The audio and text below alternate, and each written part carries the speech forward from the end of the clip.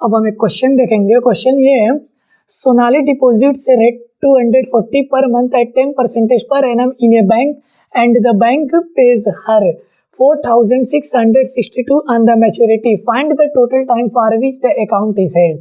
Question ये कह रहा है कि सोनाली जो है किसी बैंक में अपना अकाउंट खुलवाती है जिसमें वो पर मंथ 240 रुपीज जमा करती है। किस रेट के हिसाब से जमा करती है?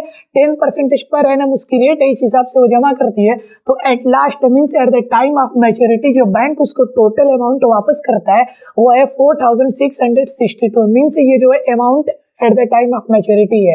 तो हमें क्या फाइंड करना है? Find the total time for which the account is held. हमको ये फाइंड करना है कि कितने मंथ तक वो पैसा जमा किया, कितने मंथ तक उसका अकाउंट चला था। तो हम सबसे पहले लेट कर लेंगे, let account be held for n month. N month के लिए अकाउंट हेल्ड किया है। उसके बाद हम यहाँ पे नोट करेंगे P इज इक्वल टू 240 जो पर मंथ वो जमा करती थी पैसा। टोटल अमाउंट जो है at the time of maturity उसको मिलता है 4,662 मिलता है। R is equal to 10% is given rate. अब टोटल डिपॉजिट्स हम कैसे निकालते हैं? जितने मंथ तक हम पैसा जमा करते हैं अगर उससे हम जो पैसा जमा करते हैं उससे मल्टीप्लाई कर देते हैं तो हमारा टोटल डिपॉजिट्स आ जाता है।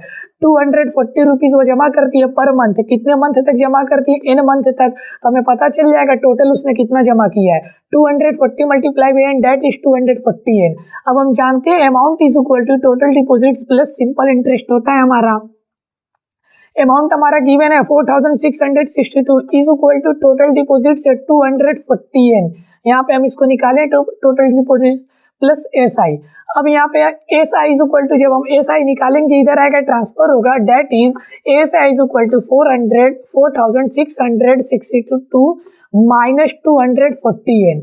अब यहाँ पे हम जानते हैं एस आई का जो हमारा फार्मूला होता है, एस आई का फार्मूला होता है P multiply by n in bracket n plus 1 divided by 2 multiply by 12 multiply by R upon 100।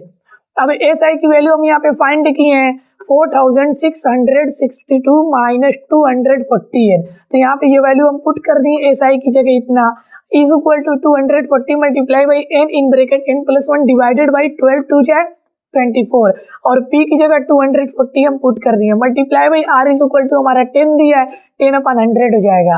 अब यहाँ पे जो है 4,662 ये है माइनस 240 है ना, ये हम नोट कर लिए इज इक्वल टू। अब हम देख रहे हैं यहाँ 10 यहाँ 10 00 से कैंसिल हो जाएगा, मीन्स 0 ये कैंसिल हो गया, बचा 24 डिवाइडेड बाई 24 भी कैंसिल हो जाएगा और n से हम मल्टीप्लाई कर देंगे n स्क्वायर प्लस n बचेगा।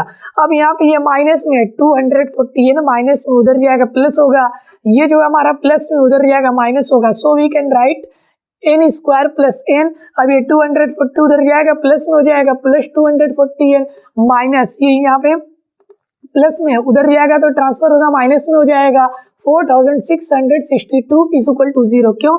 क्योंकि इधर इज इक्वल टू 0 बचेगा, जब इधर बचेगा तो हम उसको उधर भी लिख सकते हैं इज इक्वल टू 0। अब ये दोनों ऐड हो जाएगा 240 एन और प्लस एन हो जाएगा 241 n minus 4,662 is equal to 0। अभी हम देख रहे हैं हमारा क्वाड्रेटिक इक्वेशन बन गया। इस क्वाड्रेटिक इक्वेशन को चाहे हम यूजिंग फार्मूला सॉल्व कर ले क्वाड्रेटिक फार्मूले से या बाई फैक्टराइजेशन मेथड से सॉल्व कर लेंगे। तो यहाँ पे हम फैक्टराइजेशन मेथड से किए, यानी बीच वाले जो पार्ट्स को हम 2 पार्ट्स में ऐसा तोड़ते हैं कि प्लस या माइनस करने पर जो मिडिल टर्म से यही है और मल्टीप्लाई करने पर जो लास्ट वाला है वो है। तो जो दो नंबर है वो ये 259 है और एक 18 है। इन दोनों को जब माइनस करेंगे आपस में 241 आएगा और जब इन दोनों का मल्टीप्लाई करेंगे तो आएगा 4,662। अब यहाँ पे हम देख रहे हैं इन दोनों में से n कॉमन है, क्या बचेगा n प्लस 259 वन ब्रैकेट में बचेगा माइनस है माइनस, यहाँ से 18 कॉमन है तो दूसरे ब्रैकेट में n प्लस 259 बचेगा, यहाँ माइनस की जगह प्लस हो जाएगा क्योंकि जब भी ब्रैकेट के बाहर माइनस पड़ जाता है अंदर की साइन चेंज हो जाती है। अब n प्लस 259 दोनों में हम बाहर ले लेंगे कॉमन तो ब्रैकेट में क्या बचेगा n बचेगा माइनस है माइनस 18 इज इक्वल टू 0। अभी हमारा दो फैक्टर आ गया क्वाड्रेटिक इक्वेशन का। अब उसके बाद हम वेन करके एक फैक्टर को 0 के इक्वल करते थे, इसी तरह वेन करके सेकंड फैक्टर को 0 के इक्वल करते थे। तो वेन हम फर्स्ट फैक्टर लिए n plus 259 is equal to 0, तो n is equal to minus 259 हो जाएगा। इसे हम नेग्लेक्ट कर देंगे, क्यों? क्योंकि कभी भी टाइम निगेटिव में नहीं आता, ये हमेशा n की वैल्यू पॉजिटिव होनी चाहिए।